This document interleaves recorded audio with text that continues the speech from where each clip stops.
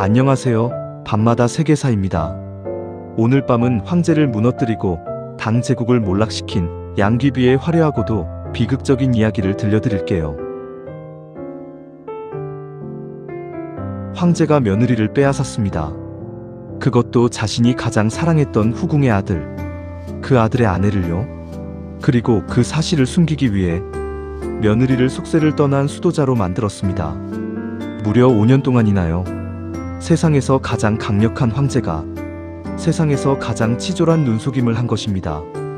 그리고 그 사랑이 절정에 달했을 때 중국 역사상 가장 거대한 반란이 터졌습니다. 안사의 난. 이 전쟁 하나로 당나라 인구는 5,292만 명에서 1,690만 명으로 줄었습니다. 3,600만 명이 사라진 것입니다.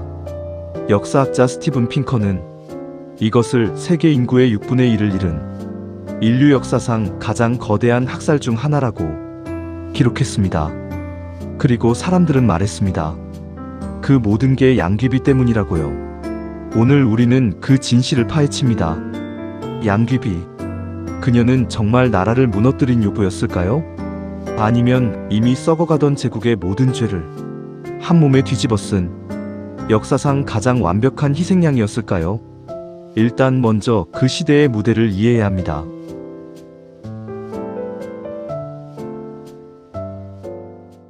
(7세기) 당나라는 세계의 중심이었습니다.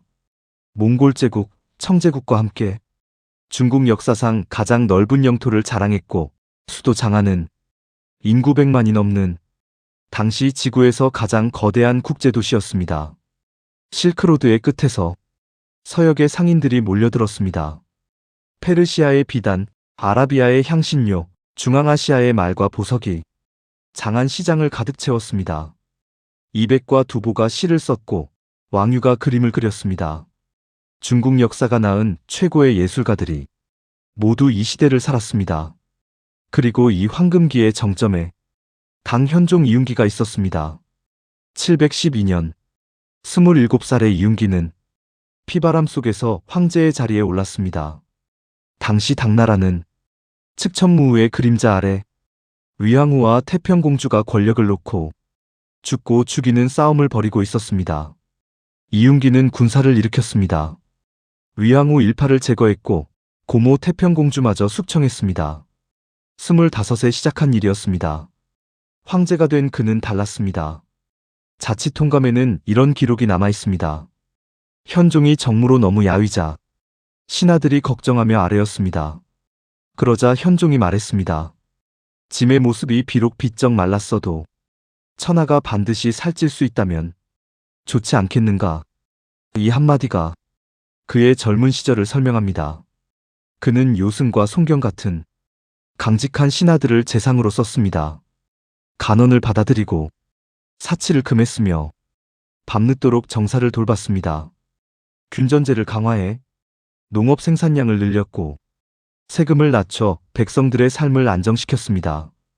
그 결과 당나라의 인구는 5,292만 명을 넘었습니다. 이것이 역사가 개원의 치라 부르는 중국 역사상 가장 찬란했던 황금기입니다. 현종은 뛰어난 예술가이기도 했습니다. 그는 이원이라는 왕립음악학교를 세워 직접 제자들을 가르쳤습니다. 예상우의 곡, 구름 위에서 옷자락이 펄럭인다는 뜻의 이 곡은 현종이 직접 작곡한 것으로 당나라 최고의 명곡으로 손꼽혔습니다. 이 곡이 뒷날 비극의 중심에 서게 됩니다. 그러나 영원한 것은 없습니다. 현종은 30년 가까이 통치하며 50대에 접어들면서 지쳐갔습니다. 총명함은 사라지고 자만심이 그 자리를 채웠습니다. 요승과 송경 같은 강직한 신하들은 세상을 떠났습니다. 그 자리를 이인보가 채웠습니다. 이인보. 역사는 그를 구밀복검이라는 말로 기억합니다. 입에는 꿀을 담고 뱃속에는 칼을 품은 자. 그는 황제 앞에서는 달콤한 말만 했습니다. 하지만 뒤에서는 반대 세력을 무자비하게 제거했습니다. 자신의 정적들을 하나씩 죽이거나 유배 보냈습니다. 현종은 이것을 몰랐을까요? 아니면 알면서도 편한 쪽을 택했을까요? 늙은 현종은 골치 아픈 문제보다 달콤한 말을 원했습니다. 그는 이인보에게 정치를 맡기고 자신은 예술과 사치 속으로 숨어들었습니다. 개원의 치는 서서히 빛을 잃어가고 있었습니다. 그리고 737년 현종의 삶을 완전히 뒤흔든 비극이 찾아왔습니다. 그가 평생 가장 사랑했던 여인 무예비가 세상을 떠난 것입니다. 무예비는 야심 많은 여인이었습니다. 자신의 아들 수왕이모를 황태자로 만들기 위해 현종의 다른 아들 셋을 모함했습니다. 현종은 이 말을 믿었습니다. 그리고 아들 셋에게 죽음을 명했습니다. 이것이 역사가 삼자의 비극이라 부르는 사건입니다. 아들들을 죽음으로 몰아놓은 무예비는 얼마 지나지 않아 시름시름 앓았습니다. 그녀는 죽은 왕자들의 귀신이 나타난다며 공포에 떨었습니다. 그리고 38세의 나이로 세상을 떠났습니다. 황제는 52세였습니다. 정치에 대한 열정은 이미 식었고 이제 사랑마저 잃었습니다. 그는 깊은 우울 속으로 빠져들었습니다. 식사를 거부하고 정사를 돌보지 않았습니다. 황제의 가슴에 거대한 구멍이 뚫렸습니다. 무예비가 죽고 3년이 지난 740년 황제 최측근 환관 고력사가 움직였습니다. 고력사는 현종과 함께 쿠데타를 일으킨 사람이었습니다. 그는 현종이 가장 신뢰하는 측근이었으며 현종 자신도 고력사가 곁에 있으면 잠이 편안하다고 말했을 정도였습니다. 그 고력사가 황제의 텅 빈 마음에 다시 불을 지필 여인을 찾아 나섰습니다. 그는 전국의 화조사를 파견했습니다. 미녀를 찾는 사신단이었습니다. 신분도 집안도 귀천도 따지지 않았습니다. 심지어 결혼 여부도 상관없었습니다. 그렇게 찾고 찾아도 현종의 까다로운 기준을 맞추는 여인이 없었습니다. 현종은 외모만이 아니라 높은 예술적 교양을 갖춰야 했습니다. 그러던 어느 날 고력사는 황제에게 말했습니다. 폐하, 무예비 마마와 꼭 닮은 절세의 미인이 있습니다. 황제의 귀가 번쩍 뜨였습니다. 고력사는 이어 말했습니다. 그런데 그녀는 폐하의 18번째 아드님 수왕 이모의 비유입니다. 순간 정적이 흘렀습니다. 수왕 이모, 바로 죽은 무예비의 아들, 그리고 수왕비는 현종의 며느리, 그녀의 이름은 양옥환이었습니다. 양옥환은 719년 평범한 관리의 딸로 태어났습니다. 그녀는 어릴 때 부모를 잃고 낙양의 하급관리 양현교의 수양딸로 자랐습니다. 그러나 그녀는 단순히 예쁜 여인이 아니었습니다. 신당서는 기록합니다. 총명하고 지혜가 뛰어나서 황제의 뜻을 잘 헤아렸다. 그녀는 당대 최고의 예술가였습니다. 비파 연주의 달인이었고 노래와 춤의 천재였습니다. 당나라에서 가장 유행했던 호선무, 중앙아시아에서 건너온 이 현란한 회전춤을 누구보다 완벽하게 출 수 있는 인물이었습니다. 특히 현종이 직접 작곡한 예상의곡을 완벽하게 소화할 수 있는 유일한 인물이었습니다. 그녀는 16세가 되던 735년 수왕비로 책봉되었습니다. 남편 수왕 이모와는 나이도 비슷하고 예술을 사랑한다는 공통점이 있어 사이가 매우 좋았습니다. 그녀가 수왕비로 산 지 약 5년, 740년. 그녀는 꿈에도 몰랐을 것입니다. 자신의 시아버지인 늙은 황제가 자신을 원하고 있다는 사실을요. 740년 어느 날 현종은 아들 수왕과 며느리 양옥환을 온천별궁 화청지로 불렀습니다. 공식적인 이유는 무예비의 기일을 맞아 가족끼리 조촐하게 추모하자는 것이었습니다. 그러나 그 자리에는 고력사의 치밀한 의도가 숨어 있었습니다. 연회가 열리고 음악이 연주되었습니다. 그때 양옥환이 황제 앞에서 춤을 추기 시작했습니다. 그녀가 춘 춤은 현종 자신이 가장 아끼는 곡 예상의곡이었습니다. 56세의 늙은 황제는 숨을 죽였습니다. 지난 3년간 그 어떤 아름다움도 그 어떤 화려한 연회도 그의 마음을 움직이지 못했습니다. 그의 삶은 흑백이었습니다. 그런데 지금 자신의 며느리 양옥환이 춤을 추고 있었습니다. 그녀의 모습에서 죽은 무예비의 그림자가 어른거렸습니다. 하지만 그것은 단순한 닮음이 아니었습니다. 무예비가 날카롭고 야심찬 아름다움이었다면 양옥환은 풍만하고 생기 넘치는 그야말로 만개한 꽃 같은 아름다움이었습니다. 당시 시인 백거이는 훗날 장안가에서 그녀를 이렇게 묘사했습니다. 눈웃음 한 번에 온갖 교태가 나와 단장한 궁궐의 미녀들이 낯빛을 잃었다. 그녀의 춤사위 하나하나, 비파를 연주하는 손놀림 하나하나는 현종 자신의 예술적 영혼과 완벽하게 공명했습니다. 황제는 얼어붙었습니다. 그는 30년 전 젊은 시절의 자신으로 돌아간 듯한 착각에 빠졌습니다. 멈춰있던 그의 심장이 다시 뛰기 시작했습니다. 그는 그녀를 가져야만 했습니다. 그녀가 자신의 며느리라는 사실, 유교 도덕이 지배하는 사회에서 이것이 상상조차 할 수 없는 폐륜이라는 사실도 그 모든 이성이 한순간에 마비되었습니다. 30년간 제국을 현명하게 통치했던 개원의 성군 현종은 그 순간 사라졌습니다. 오직 한 여인을 갈망하는 늙은 남자 이윤기만이 남아있을 뿐이었습니다. 황제는 결심했습니다. 그러나 아무리 절대 권력자라 해도 대놓고 며느리를 빼앗을 수는 없었습니다. 백성들의 비난, 신하들의 반발이 불보듯 뻔했습니다. 여기서 현종과 그의 측근들, 아마도 이인보와 고력사가 합작한 역사상 가장 교묘하고 파렴치한 며느리 세탁 작업이 시작됩니다. 첫 번째 조치는 놀라웠습니다. 현종은 양옥환에게 황제의 할머니인 소성왕 두씨의 명복을 빈다는 명분을 내세워 궁을 떠나 도교의 여도사가 될 것을 명했습니다. 이것은 공식적으로 그녀가 수왕과의 결혼 생활을 청산하고 속세를 떠났음을 의미했습니다. 그녀는 태진이라는 도교의 호를 받았습니다. 물론 이것은 완벽한 눈속임이었습니다. 양옥환은 진짜 도교 사원으로 가지 않았습니다. 그녀는 황궁 안에 마련된 태진궁이라는 별궁으로 거처를 옮겼습니다. 도사의 옷을 입었지만 사실상 그곳은 황제와의 자유로운 만남을 위한 비밀 별장이었습니다. 당시의 기록은 전합니다. 당시 도교 여도사들은 불교의 비구니와 달리 머리를 기를 수 있었고 비교적 자유로운 생활이 가능했다고요. 이 제도의 허점을 현종이 이용한 것입니다. 현종은 태진 도사를 만난다는 구실로 매일 밤낮으로 그녀를 찾았습니다. 5년이라는 시간 동안 그녀는 공식적으로는 여도사 태진이었지만 비공식적으로는 이미 황제의 여인이었습니다. 궁궐의 모든 사람이 이 공공연한 비밀을 알았지만 감히 입을 여는 자가 없었습니다. 5년의 시간이 흘러 사람들의 기억이 무뎌질 무렵 현종은 두 번째 조치를 취했습니다. 아들 수왕 이모에게 새로운 아내를 맞이하게 한 것입니다.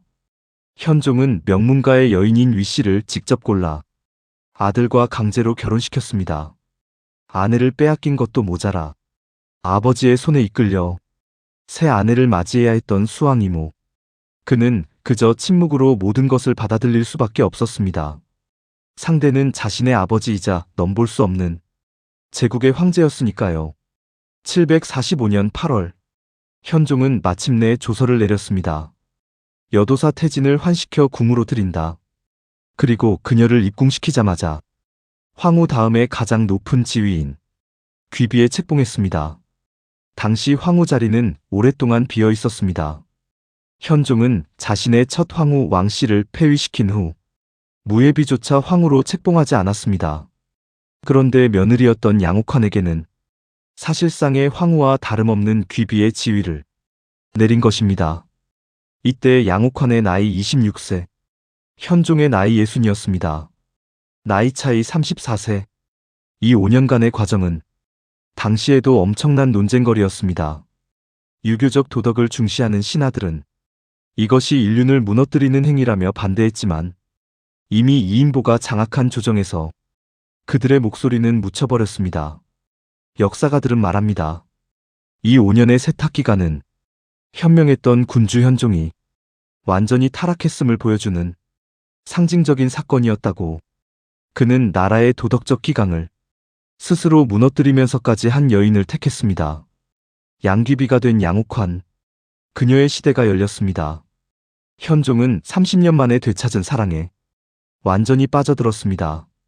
그는 양귀비를 위해서라면 무엇이든 했습니다. 구당서의 기록에 따르면 그녀의 옷을 만드는 전문 인력만 700명이 넘었다고 합니다. 내부 인테리어와 살림살이를 만드는 기술자도 수백 명에 달했습니다. 화청지 온천에는 양귀비만을 위한 전용 육탕을 마련했습니다. 해당탕, 해당화 꽃잎 모양을 본떠 만든 이 육탕은 길이 3.6m로 귀한 녹보석으로 치장되어 있었습니다.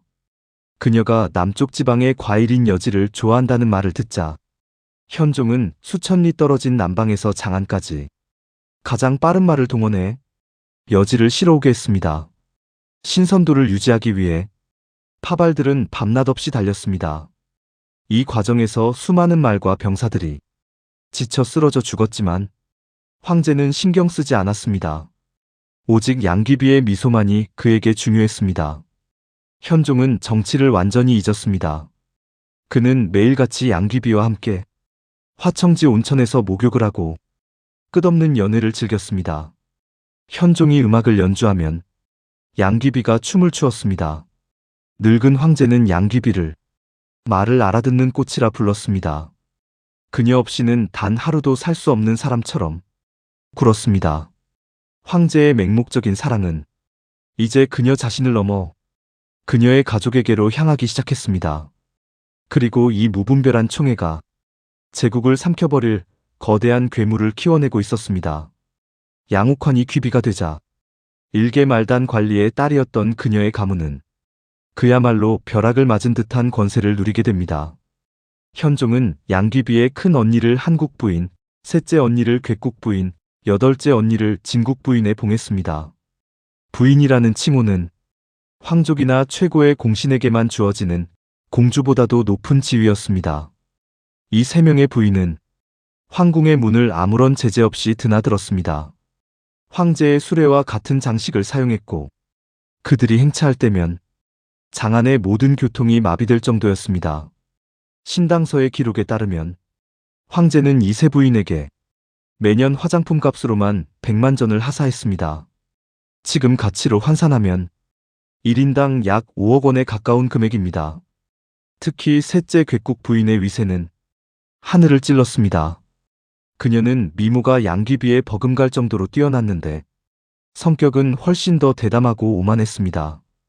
그녀는 다른 귀족 부인들이 얼굴에 짙은 화장을 하는 것을 비웃으며 자신은 있는 그대로의 아름다움을 보여주겠다며 민낯으로 황제를 만나러 다녔습니다. 당시 시인 장호는 이렇게 노래했습니다. 부인, 황제의 총에 받아 이른 아침 말 타고 국문에 드네. 화장이 미모를 더럽힐까 두려워. 민낯으로 눈썹만 그리고 군주를 뵙는구나. 황제에게 잘 보이기 위한 화장 따위는 필요 없다는 극도의 자신감이었습니다. 황제와의 사사로운 관계를 과시하는 행위였습니다. 심지어 궤국 부인이 현종과 부적절한 관계를 맺고 있다는 추문이 장안을 뒤덮었지만 현종도 양귀비도 이를 묵인했습니다. 이 두 자매가 얼마나 오만했던지 한 번은 그들의 행렬이 길에서 당현종의 딸인 광령공주의 행렬과 마주쳤습니다. 황제의 딸과 귀비의 언니, 누가 길을 비켜야 할까요? 당연히 황제의 딸인 공주가 우선이었습니다. 하지만 궤국 부인의 하인들은 공주 따위가 감히 길을 막느냐며 채찍을 휘둘렀고 공주가 말에서 떨어져 땅바닥에 나뒹굴었습니다. 공주는 울면서 아버지 현종에게 이 사실을 고했습니다. 하지만 현종은 딸을 위로하기는커녕 오히려 궤국 부인을 나무랐다는 이유로 공주의 남편을 좌천시켜버렸습니다. 황제의 눈에는 자신의 피부치 딸보다 양귀비의 언니가 더 중요했던 것입니다. 그러나 이 세 자매의 사치와 오만함은 앞으로 등장할 인물에 비하면 애교 수준이었습니다. 제국을 파멸로 이끈 암덩어리 양귀비의 육촌 오빠 양국충이 등장합니다. 그의 본명은 양소였습니다. 그는 젊은 시절 시장 바닥에서 술과 도박을 일삼는 불량배에 가까웠습니다. 키는 컸지만 행실이 천박하고 무식하여 가문에서조차 양아치 취급하며 상대를 해주지 않았습니다. 그런 그에게 인생 역전의 기회가 찾아왔습니다. 사촌 동생 양옥환이 귀비가 된 것입니다. 그는 즉시 수도 장안으로 달려왔습니다. 양귀비는 어릴 때 자신을 무시했던 이 사촌 오빠를 탐탁지 않게 여겼지만 현종은 귀비의 친척인 그에게 벼슬을 주어야 한다며 그를 곁에 두기 시작했습니다. 양국충은 무식했지만 눈치 하나는 비상했습니다. 그는 황제가 무엇을 좋아하는지 정확히 알았습니다. 황제와 함께 밤새워 도박을 해주었고 황제가 좋아하는 온갖 음담패설과 시답잖은 농담으로 기분을 맞춰주었습니다. 현종은 정치 이야기는 지겨워했지만 이런 놀이 친구는 아주 마음에 들어했습니다. 양국충의 승진은 눈 깜짝할 사이에 이루어졌습니다. 재무를 담당하는 직책을 시작으로 불과 몇 년 만에 40개가 넘는 직책을 겸임하게 됩니다. 그리고 752년 20년간 조정을 장악했던 재상 이인보가 죽자 현종은 그 후임으로 망설임 없이 양국충을 임명했습니다. 시장의 불량배가 불과 7, 8년 만에 당나라 제국의 모든 행정, 재정, 군사권을 총괄하는 우승상의 자리에 오른 것입니다. 그는 유능해서가 아니었습니다. 똑똑해서도 아니었습니다. 오직 양귀비의 사촌 오빠라는 이유 하나 때문이었습니다. 양국충이 재상이 되자 나라는 급격히 무너졌습니다. 그는 공개적으로 뇌물을 받고 관직을 팔았습니다. 양국충의 집 대문 앞에는 벼슬을 사려는 자들이 바친 뇌물로 산을 이루었습니다. 자신에게 아첨하는 자는 승진시키고 조금이라도 쓴소리를 하는 자는 지방으로 좌천시키거나 죽여버렸습니다. 개원의 치를 이끌었던 강직한 신하들의 시대는 완전히 끝났습니다. 조정은 양국충의 눈치만 보는 간신배들로 가득 찼습니다. 당시 백성들 사이에는 이런 노래가 유행했습니다. 아들 낳아도 기뻐 마라, 딸 낳아도 놀라워 마라. 못 보는가, 양씨 가문이 천하를 쥐락펴락하는 것을 딸 하나 잘 덕에 온 가문이 나라를 쥐고 흔드는 이 비정상적인 상황에 대한 백성들의 분노와 절망이 담겨 있습니다. 그렇다면 양귀비는 이 모든 것을 몰랐을까요? 알았을 것입니다. 하지만 그녀는 막지 않았습니다. 혹은 막을 수 없었을지도 모릅니다. 그녀에게 가족은 자신의 권력을 지탱해주는 유일한 울타리였습니다. 그녀는 황제의 사랑에만 집중했을 뿐 그 사랑이 만들어낸 가족이라는 괴물이 제국을 어떻게 갉아먹고 있는지 애써 외면했습니다. 그녀의 침묵과 방관은 양국충의 탐욕에 날개를 달아준 것과 같았습니다. 양씨 가문이 조정을 썩게 만들고 있을 때 황제의 맹목적인 사랑이 키워낸 또 하나의 괴물이 있었습니다. 바로 변방의 장군 알록산입니다. 알록산은 혈통부터가 복잡했습니다. 아버지는 중앙아시아의 소그드인이었고 어머니는 돌궐족 무당이었습니다. 그는 정통 한족이 아닌 당나라가 오랑캐라 부르던 이민족 출신이었습니다. 젊은 시절에 그는 변방에서 양을 훔치다 붙잡힌 도둑이었습니다. 처형당할 위기였죠. 하지만 절도사는 그의 당돌한 모습이 마음에 들었는지 그를 죽이는 대신 병사로 거두어 주었습니다. 그는 싸움에 능했고 눈치가 빨랐으며 여러 이민족의 언어에 능통했습니다. 무엇보다 그는 연기의 천재였습니다. 기록에 따르면 그의 뱃살이 무릎까지 닿을 정도로 뚱뚱했다고 합니다. 무려 200kg에 달했다는 기록도 있습니다. 그는 이 뚱뚱한 몸을 이용해 일부러 어릿광대처럼 굴었습니다. 황제와 귀비 앞에서 일부러 넘어지고 어눌한 말투로 아첨을 했습니다. 70대에 가까워진 현종은 이런 알록산의 순박무구한 야만성을 매우 귀여워했습니다. 조정의 딱딱한 신하들과 달리 알록산은 황제를 즐겁게 해줄 줄 알았습니다. 그의 절도사 임명과 출세는 빠르게 이루어졌습니다. 742년경 그는 평로절도사가 되었고 이어 범양절도사와 하동절도사까지 겸하게 됩니다.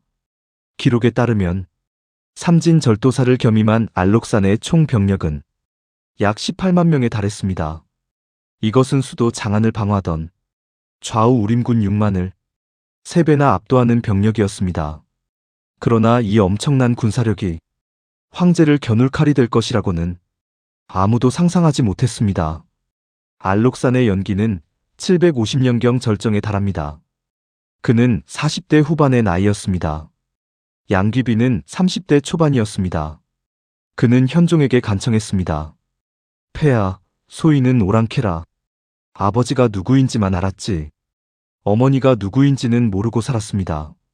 폐하를 아버지로 모시고 싶지만 감히 그럴 수 없으니 부디 귀비마마를 어머니로 모시게 해주십시오. 황제 현종은 이 기괴한 요청을 듣고 배를 잡고 웃었습니다. 늙은 황제에게는 이것이 아주 재미있는 놀이처럼 느껴졌습니다. 그는 흔쾌히 허락했습니다. 이때부터 알록사는 황궁에 들어올 때마다 황제인 현종에게 먼저 절을 하는 것이 아니라 양귀비에게 먼저 어머니라고 외치며 큰 절을 올렸습니다. 현종이 물었습니다. 아니, 왜 아비인 짐에게 먼저 절을 하지 않느냐? 알록사는 멍청한 표정으로 대답했습니다. 저희 오랑캐 풍속에는 아버지가 아니라 어머니가 먼저입니다. 어머니가 있기에 아들이 있는 것 아니겠습니까? 현종은 이 대답에 또 한 번 배를 잡고 웃으며 그가 더욱 순박하다고 믿게 되었습니다. 751년 알록산의 생일날에는 역사상 가장 기괴한 쇼가 벌어집니다. 양귀비는 이 거구의 양아들을 축하하기 위해 그를 거대한 포대기에 쌌습니다. 그리고 궁녀들에게 알록산을 태운 가마를 메고 궁궐을 돌게 했습니다. 그런 다음 양귀비는 직접 아기 목욕을 시키는 의식을 행했습니다. 40대 후반의 거구 장군이 아기 옷을 입고 포대기에 쌓여 30대 초반의 양어머니에게 재롱을 부리는 모습.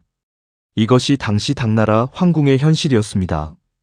당시 야사와 시해에는 두 사람의 부적절한 관계를 암시하는 기록이 여러 곳에 있습니다.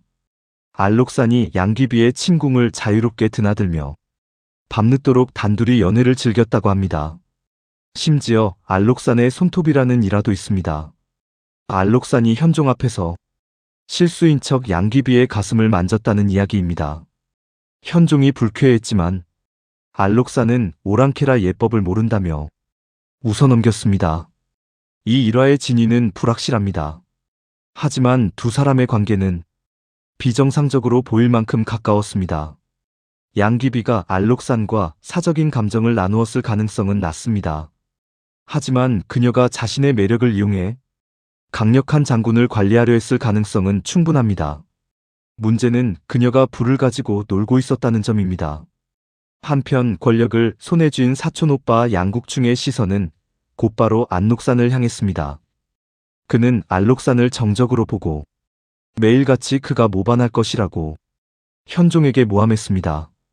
반대로 알록산은 양국충을 뼛속까지 경멸했습니다. 자신이 실력으로 올라온 자리를 양국충은 단지 귀비의 사촌이라는 이유로 차지했기 때문입니다. 둘의 갈등은 섞일 수 없는 것이었습니다. 양국충은 점점 더 노골적으로 알록산을 압박했고 장안에 있던 그의 측근들을 처형하기까지 했습니다. 알록산은 공포에 떨었습니다. 그는 양국충이 자신을 죽이려 한다는 것을 직감했습니다. 그는 현종에게 달려가 억울함을 호소했습니다. 하지만 늙은 현종은 이 복잡한 싸움이 지겨웠습니다. 그는 가장 어리석은 방법을 택했습니다. 두 사람을 불러 화해를 시킨 것입니다. 이것은 최악의 수였습니다.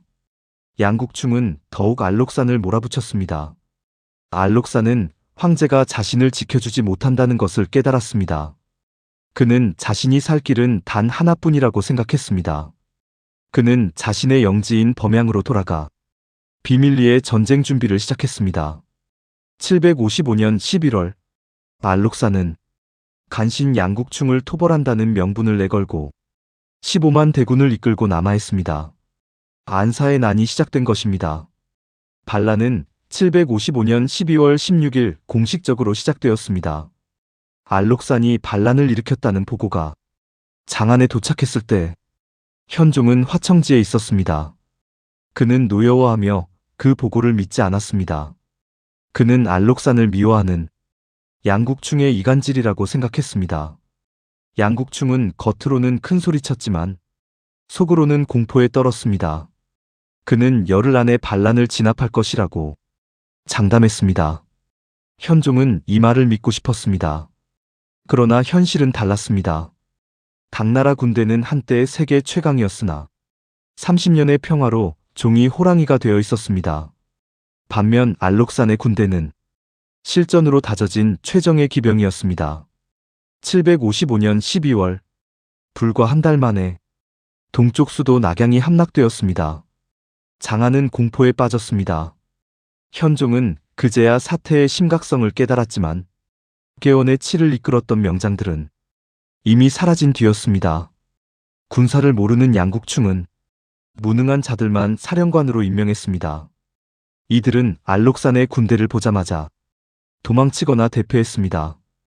이제 장안의 마지막 희망은 천하의 요새 동관뿐이었습니다. 현종은 마지막 카드로 고구려 유민 출신의 명장 고선지를 보냈습니다. 고선지는 20만 병력으로 수비태세에 들어갔습니다. 이 전략은 옳았습니다. 하지만 이 전략은 내부에서 무너졌습니다. 환관 변령성이 고선지에게 뇌물을 요구했습니다. 거절당하자 앙심을 품었습니다. 그는 현종에게 고선지가 군량미를 빼돌리고 싸우지 않는다고 거짓 보고를 했습니다. 현종은 이 말을 믿고 명장 고선지를 처형했습니다. 후임으로 가서한 장군이 왔습니다. 그 역시 수비 전략을 썼습니다. 하지만 이번에는 양국충이 문제였습니다. 양국충은 가서한이 공을 세우는 것을 두려워했습니다. 그는 현종에게 가서한이 겁을 먹고 싸우지 않는다며 당장 출격하라고 압박했습니다. 현종은 또다시 양국충의 손을 들어주었습니다. 756년 6월, 황제의 명령으로 가서한은 통곡하며 20만 대군을 이끌고 성문을 나섰습니다. 결과는 처참했습니다. 알록산의 매복에 20만 대군이 무너졌고 가서한은 사로잡혔습니다. 제국의 마지막 방패인 동관이 함락되었습니다. 756년 7월 13일 새벽, 동관 함락 소식이 장안에 전해졌습니다. 현종은 공포에 질렸습니다. 양국충은 자신의 기반이 있는 촉으로 피신해야 한다고 매달렸습니다. 7월 14일 새벽, 현종은 양귀비, 양국충 등 최측근만 데리고 황궁 뒷문을 빠져나왔습니다. 백성들에게 알리지 않은 비참한 야반도주였습니다. 그들은 장안과 수백만 백성들을 반란군의 칼날 아래 버려두고 떠났습니다. 개원의 성군 현종은 도망자가 되었습니다. 피난길은 지옥이었습니다. 장마철이라 비는 쏟아졌고 황제와 귀비는 지늘길을 고통스럽게 행군했습니다. 굶주린 백성들이 길을 막고 울부짖었습니다. 식량도 곧 떨어져 황제는 거친 잡곡밥으로 허기를 채웠습니다. 이 행렬에서 가장 분노한 사람들은 황제를 호위하던 3,000명의 금군 병사들이었습니다. 그들의 처자식은 모두 장안에 남아 있었습니다. 굶주리고 지친 병사들의 분노는 한 곳을 향하기 시작했습니다. 병사들은 이 모든 재앙의 원흉을 찾았습니다. 그들은 거들먹거리는 양국충을 바라보았습니다. 그리고 이 모든 일의 시작점인 양귀비를 떠올렸습니다. 이 모든 게 양씨 일족 때문이다 라는 수군거림이 시작되었습니다. 호위 대장군 진연래는 이 위험한 기류를 감지했습니다. 그는 병사들의 분노를 돌릴 희생양이 필요하다고 생각했습니다. 7월 15일, 도주 이틀째, 황제 일행은 장안에서 서쪽으로 약 50km 떨어진 마회역이라는 작은 역참에 도착했습니다. 모두가 비에 젖었고 굶주려 쓰러질 지경이었습니다. 바로 그때 병사들이 움직임을 멈추었습니다. 그들은 더 이상 한 발짝도 나아가지 않았습니다. 3,000명의 병사들이 말에서 내려 현종과 양씨 일족이 머무는 역참을 조용히 그러나 살기등등하게 포위하기 시작했습니다. 굶주림과 절망에 빠진 병사들의 눈은 붉게 충혈되어 있었습니다. 대장군 진연래가 결심한 듯 황제에게 다가갔습니다. 역참 밖의 분위기가 심상치 않았습니다. 불길한 침묵 속에서 가장 먼저 공포를 느낀 사람은 바로 재상 양국충이었습니다.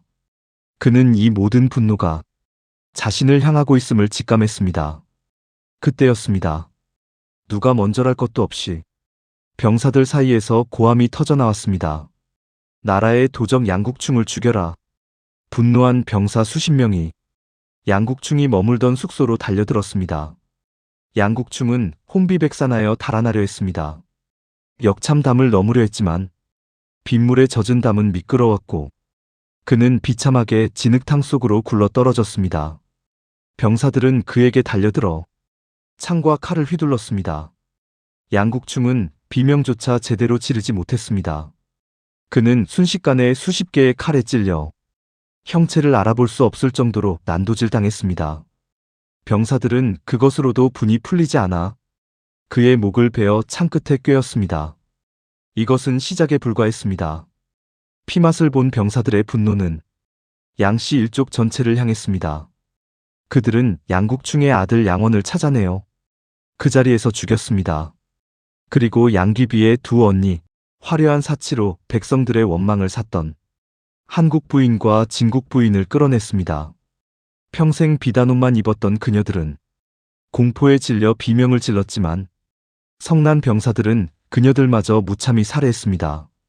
유일하게 도망친 사람은 가장 위세가 등등했던 셋째 괴국 부인이었습니다. 그녀는 이 아수라장 속에서 말을 타고 도망쳤지만 결국 병사들에게 따라잡히게 되자 너희 같은 천한 것들의 손에 죽지 않겠다며 스스로 목을 찔러 자결했다고 전해집니다. 불과 몇 시간 만에 하늘을 찌르던 양씨 일족의 권세는 마외파의 진흙탕 속에서 초라하게 끝장났습니다. 양국충과 그 일가가 모두 죽었습니다. 역참 안에서 현종은 밖에서 들려오는 비명소리와 병사들의 함성에 사시나무 떨듯 떨고 있었습니다. 양귀비는 이미 얼굴이 새하얗게 질려 71세의 늙은 황제 곁에 바싹 붙어 있었습니다. 이제 모든 것이 끝났다고 생각했을 때 밖의 소란은 멈추지 않았습니다. 오히려 3,000명의 병사들이 창끝과 칼날을 현종이 머무는 숙소로 향한 채 한 발짝 더 다가왔습니다. 그들은 물러가지 않았습니다. 그때 이 반란 아닌 반란을 사실상 주도하고 있던 호위 대장군 진연례가 숙소 문 앞으로 나섰습니다. 그는 50년 가까이 현종을 모셨던 충신이었습니다. 하지만 지금 그의 얼굴에는 충성심이 아닌 차가운 결의만 남아 있었습니다. 그가 무릎을 꿇고 빗물에 젖은 채 황제에게 아뢰었습니다. 폐하, 나라의 도적 양국충은 죽었습니다. 하오나 진연례는 잠시 말을 끊었다가 역사의 흐름을 바꾼 한마디를 내뱉었습니다. 하오나 재앙의 뿌리는 아직 폐하의 곁에 남아있어옵니다. 현종은 자신의 귀를 의심했습니다. 재앙의 뿌리라니 그게 무슨 말이냐? 진연례가 목소리를 높였습니다. 양귀비가 아직 살아있습니다. 양국충은 귀비의 오라비였기에 재상이 될 수 있었고 두 사람이 결탁하여 나라를 이 지경으로 만들었습니다. 병사들은 지금 뿌리를 뽑지 않으면 제3의 양국충이 또다시 나타날 것이라 두려워하고 있습니다. 폐하, 병사들의 분노를 가라앉히고 종묘사직을 보존하시려거든 부디 양귀비를 포기하시옵소서. 그녀를 군법에 따라 처단하게 해주십시오. 현종은 충격에 빠졌습니다. 자신의 목숨과도 같은 양귀비를 자신의 군대가 자신의 충신이 내놓으라고 요구하는 이 상황을 믿을 수가 없었습니다. 그는 밖으로 뛰쳐나가려 하며 소리쳤습니다. 내 이놈 무슨 망발이냐? 귀비는 깊은 궁궐 안에만 머물렀다. 그녀가 양국충의 모반과 무슨 상관이 있단 말이냐? 짐이 보장하겠다. 그녀는 죄가 없다.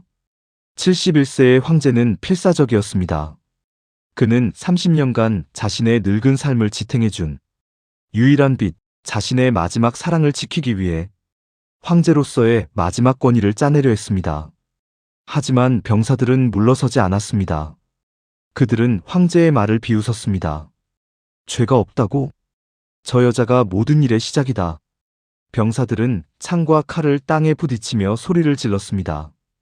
양귀비를 내놓아라. 양귀비를 죽여라. 만약 황제가 계속 거부한다면 당장이라도 숙소로 쳐들어와 황제마저 해칠 듯한 살기였습니다. 개원의 성군, 절대 군주. 현종은 이 순간 깨달았습니다. 자신은 더 이상 황제가 아니라는 것을. 자신은 굶주리고 분노한 3,000명의 병사들에게 둘러싸인 힘없는 늙은이에 불과하다는 것을. 그는 사랑을 지키기 위해 제국을 버렸지만 이제 그 제국의 군인들이 그의 목숨을 담보로 그 사랑을 빼앗으려 하고 있었습니다. 현종이 절망 속에서 망연자실해 있을 때 그의 곁으로 한 사람이 다가왔습니다. 평생을 그림자처럼 그를 보필해온 환관 고력사였습니다. 고력사는 현종과 함께 쿠데타를 일으켰고 개원의 치를 열었으며 양귀비를 황제에게 소개한 장본인이기도 했습니다. 그는 현종의 가장 깊은 곳을 아는 유일한 친구였습니다. 고력사는 황제 앞에 엎드려 눈물을 흘리며 말했습니다. 폐하, 진현래 장군의 말이 맞습니다. 현종은 고력사마저 자신을 배신했다고 생각하며 분노했습니다. 너마저. 고력사가 머리를 조아리며 말을 이었습니다.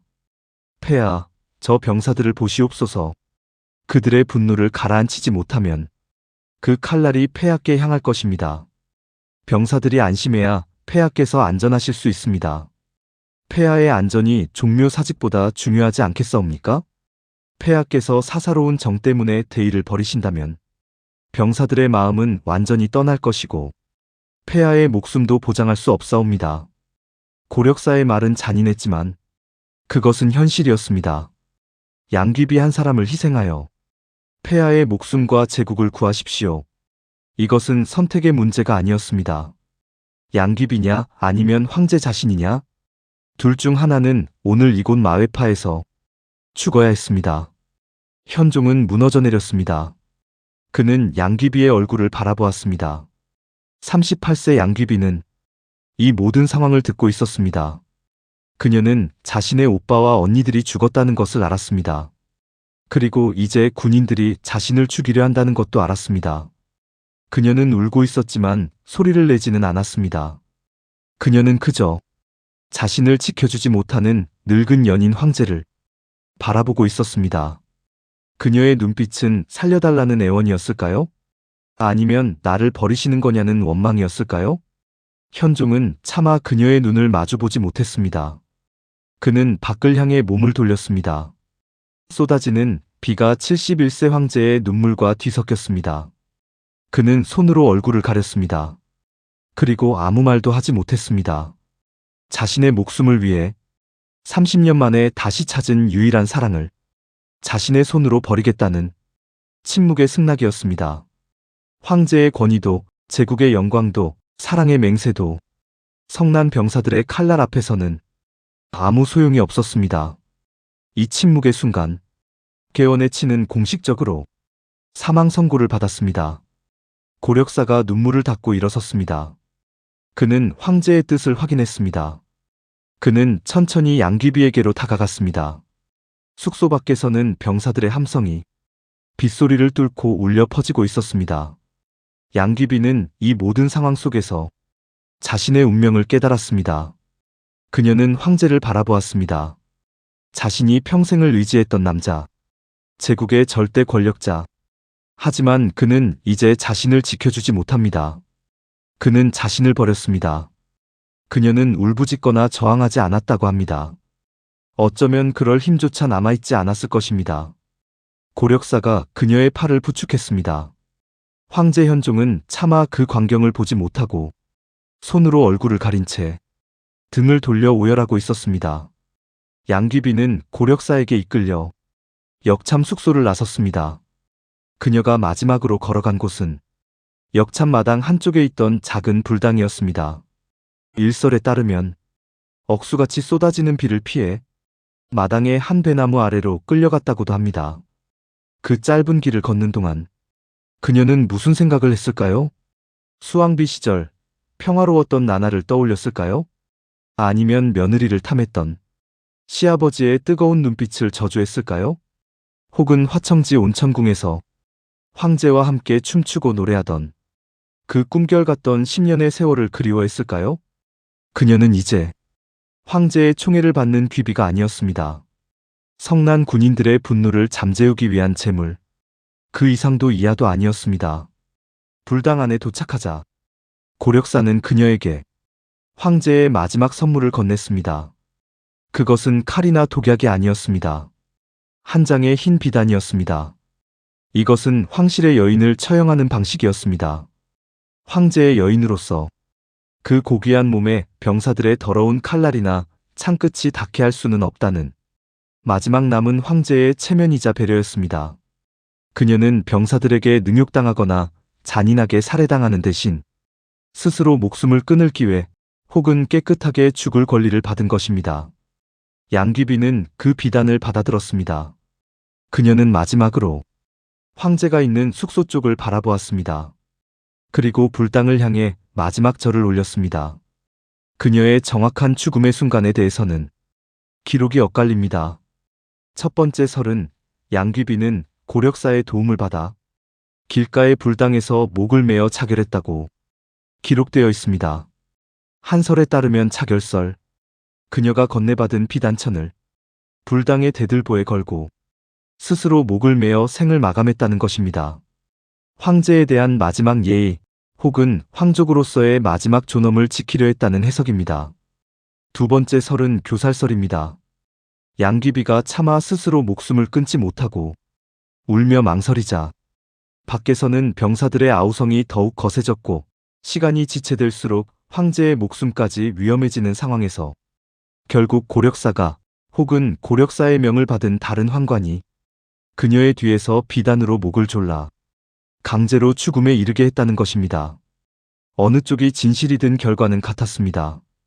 양귀비 양옥화는 756년 7월 15일 마웨파의 음산한 불당에서 38세의 나이로 그렇게 쓰러져 갔습니다.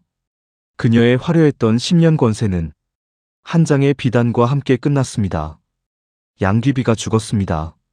고력사가 떨리는 몸으로 밖으로 나와 진연래 장군에게 이 사실을 알렸습니다. 하지만 병사들은 물러서지 않았습니다. 그들은 속임수일지도 모른다고 의심했습니다. 황제가 다른 궁녀를 대신 죽이고 귀비를 숨겼을 것이다. 우리 눈으로 직접 확인하기 전에는 못 믿는다. 병사들의 살기는 여전했습니다. 그들은 시신을 내놓으라고 외쳤습니다. 결국 고력사와 진연래는 병사들의 요구를 들어줄 수밖에 없었습니다. 양귀비의 시신은 불당에서 끌어내려져 역참 마당의 진흙탕 위에 놓였습니다. 평생을 비단과 향기 속에 살았던 여인의 마지막은 그렇게 수천 명 병사들의 살기 어린 눈앞에 전시되었습니다. 그녀의 죽음은 국모의 죽음이 아니라 역적의 죽음처럼 확인되었습니다. 그녀의 시신을 확인한 병사들은 그제야 만족했습니다. 그들은 환호성을 질렀습니다. 재앙의 뿌리가 뽑혔다고 기뻐했습니다. 그들은 비로소 창과 칼을 거두고 다시 황제를 호위할 금군의 모습으로 돌아갔습니다. 숙소 안에서 이 모든 소리를 듣고 있던 현종. 그는 병사들의 환호성을 들었습니다. 그것은 자신의 사랑이 끝났음을, 자신이 그녀를 죽였음을 알리는 소리였습니다. 그는 역참의 진흙탕 바닥에 주저앉아 통곡했습니다.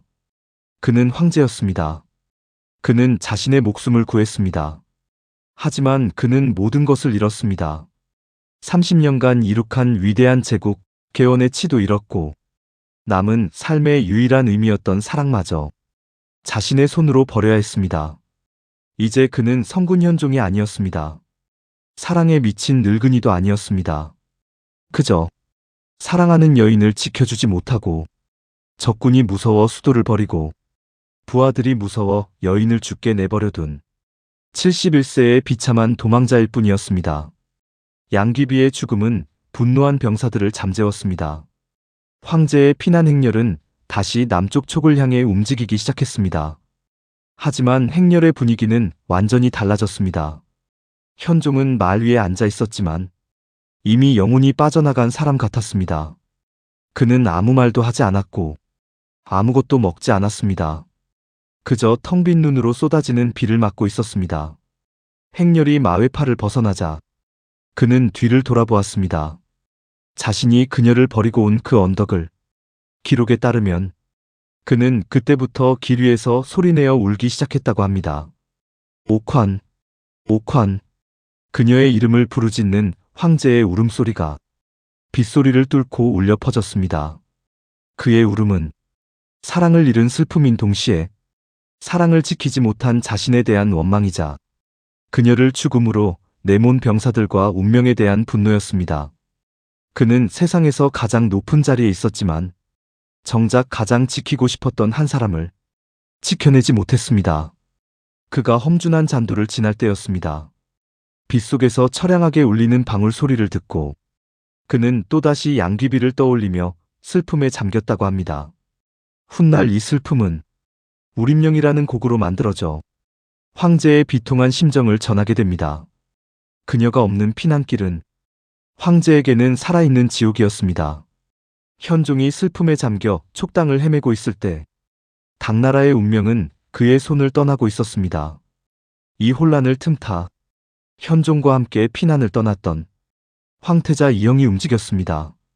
황태자는 마외파의 비극을 바로 곁에서 지켜보았습니다. 그는 아버지 현종의 리더십이 완전히 무너졌음을 깨달았습니다. 또한 양국충을 처단한 병사들이 자신을 새로운 지도자로 추대하려는 움직임을 감지했습니다. 황태자는 아버지의 행렬에서 이탈했습니다. 그는 나는 북쪽으로 가서 반란군을 토벌할 군사를 모으겠다는 명분을 내세워 영무라는 도시로 향했습니다.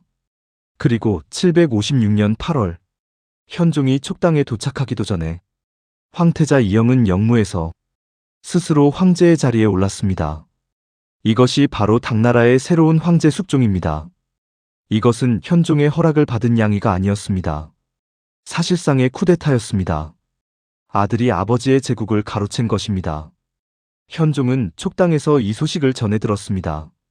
짐이 아직 살아있는데 아들이 황제가 되었단 말이냐? 그는 이제 황제가 아니었습니다. 황제에서 물러난 황제, 즉 태상왕이라는 이름으로 불리게 되었습니다. 이것은 현종에게 내려진 정치적 사망 선고였습니다. 안사의 난을 수습하는 모든 권한은 새로운 황제 숙종에게 넘어갔습니다. 현종은 모든 것을 잃었습니다. 수도를 잃었고, 제국을 잃었고, 사랑하는 여인을 잃었고, 마침내 황제의 자리마저 아들에게 빼앗기고 만 것입니다. 안사의 난은 그 후에도 8년이나 더 계속되었습니다. 알록사는 757년 자신의 아들 안경서에게 살해당했고 안경서마저 알록산의 부하였던 사사명에게 밀려났습니다. 반란군 내부에서도 피 비린내 나는 싸움이 계속되었습니다.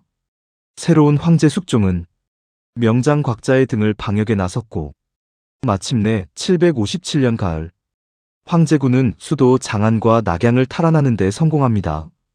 전쟁이 완전히 끝난 것은 763년 2월 17일이었습니다.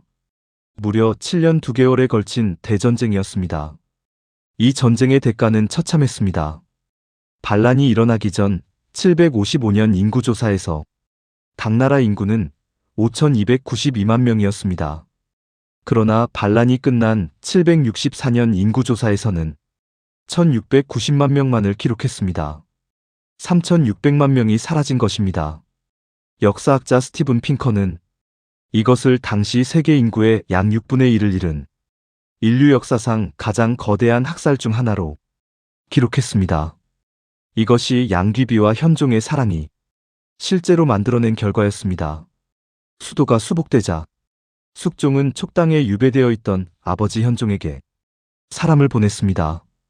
태상왕, 장안으로 돌아오셔도 좋습니다. 758년 1월 현종은 1년 6개월 만에 자신이 도망쳤던 수도 장안으로 돌아왔습니다. 하지만 그를 맞이한 것은 환호하는 백성들이 아니었습니다. 그가 돌아온 장안은 폐허가 되어 있었습니다. 반란군에게 짓밟힌 궁궐은 불에 탔고 화려했던 거리는 텅 비었습니다. 아들 숙종은 그를 융숭하게 맞이하는 척했지만 사실상 감시했습니다. 현종은 자신이 평생을 보낸 대명궁이 아닌 도시 남쪽의 한적한 흥경궁에 머물게 되었습니다. 그는 태상왕이라는 이름의 정치범이나 다름없었습니다. 장안으로 돌아온 현종이 가장 먼저 한 일은 마외파에 사람을 보내 양귀비의 시신을 수습해오라는 것이었습니다. 그는 그녀를 진흙탕 속 적의 무덤이 아닌 황제의 여인으로서 격식을 갖춰 제대로 장사 지내주고 싶었습니다. 신하들이 마외파로 달려갔습니다. 그들은 1년 반 전 그녀를 급하게 묻었던 그 불당 배나무 아래를 파헤쳤습니다. 하지만 시신은 이미 썩어 형체를 알아볼 수 없었습니다. 비단에 쌓여 급하게 묻힌 시신은 1년 반의 세월과 여름의 비, 겨울의 눈을 견디지 못했습니다.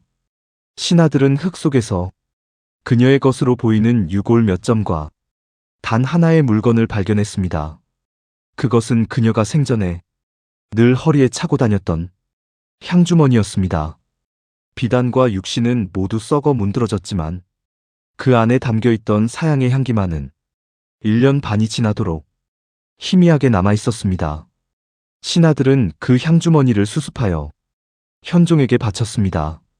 현종은 향주머니를 받아들고 오열했습니다. 그는 이제 그녀의 시신조차 거둘 수 없었습니다. 그가 만질 수 있는 그녀의 유일한 흔적은 이 차가운 흙 속에서 발견된 작은 향주머니 하나뿐이었습니다. 그는 이 향주머니를 자신의 침소에 걸어두고 매일같이 그것을 보며 그녀를 그리워했습니다. 현종의 말년은 비참했습니다. 아들 숙종은 아버지가 여전히 정치적 영향력을 행사할까 두려워했습니다. 숙종의 측근이었던 환관 이보국은 노골적으로 현종을 핍박했습니다. 이보국은 현종을 흥경궁에서 더욱 외진 상향궁으로 강제 이주시켰습니다. 상향궁은 늙고 총애를 잃은 후궁들이 죽음을 기다리던 살아있는 무덤 같은 곳이었습니다. 그리고 현종의 곁을 평생 지켰던 환관 고력사마저 모함을 씌워 먼 곳으로 유배 보내버렸습니다. 이제 현종 곁에는 아무도 남지 않았습니다. 그는 상향궁의 차가운 정원에 홀로 갇혔습니다. 그의 유일한 낙은 화가를 불러 양귀비의 초상화를 그리게 하고 그 초상화를 벽에 걸어두고 하루 종일 바라보는 것이었습니다.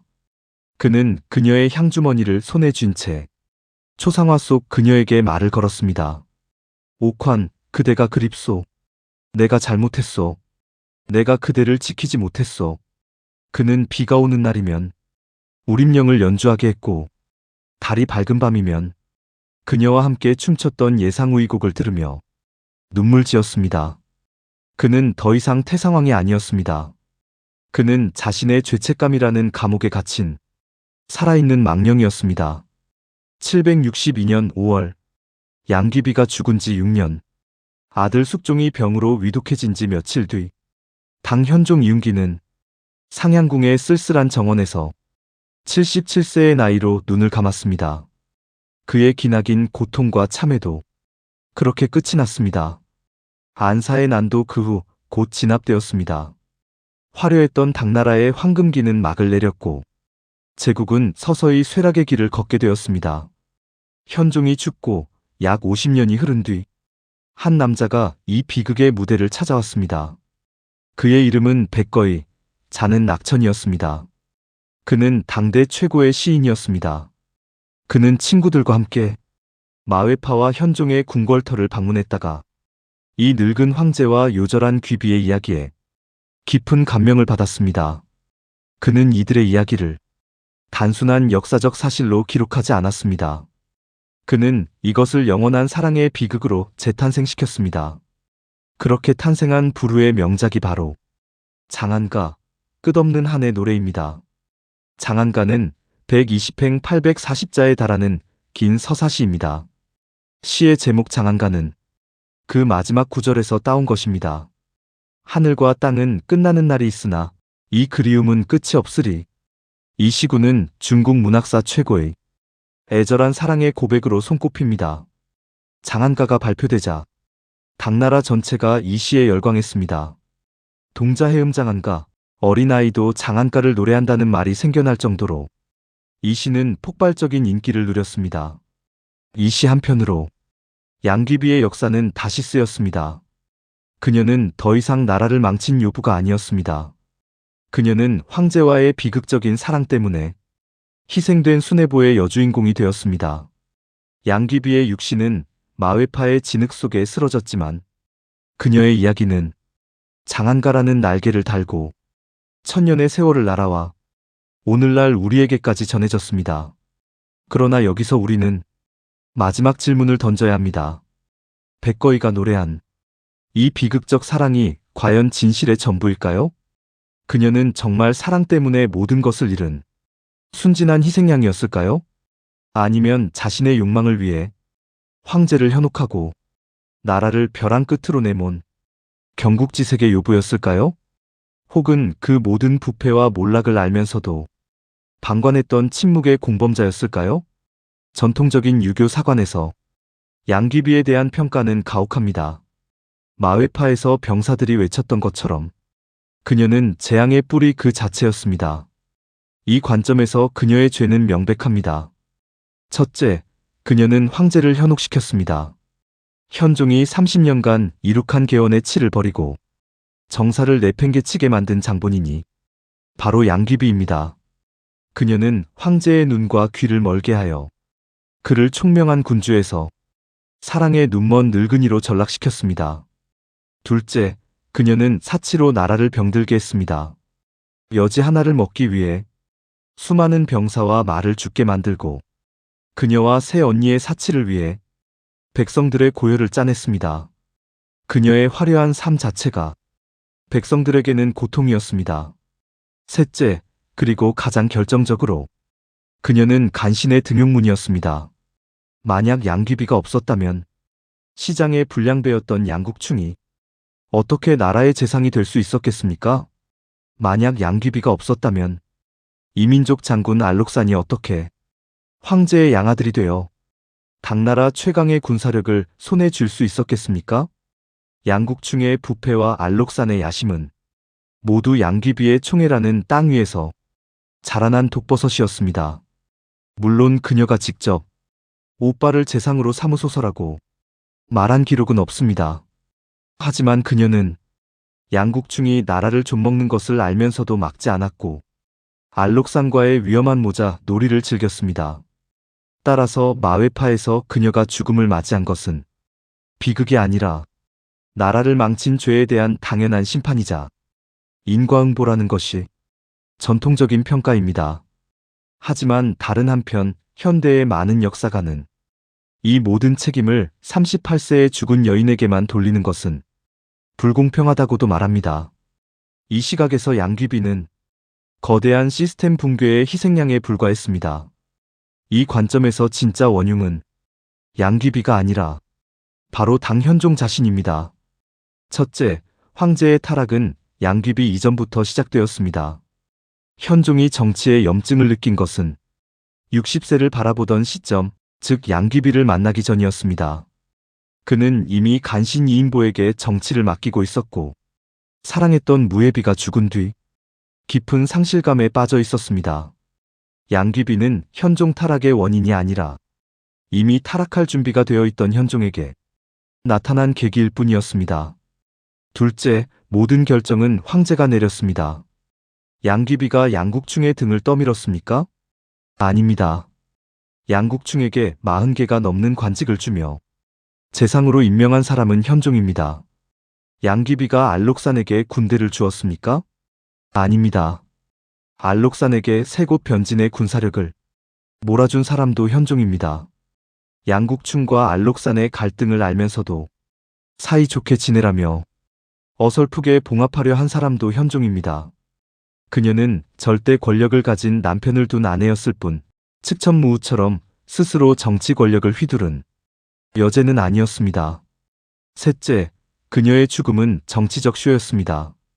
마외파에서 병사들이 그녀를 죽이라고 요구한 것은 그녀가 재앙의 뿌리여서가 아니었습니다.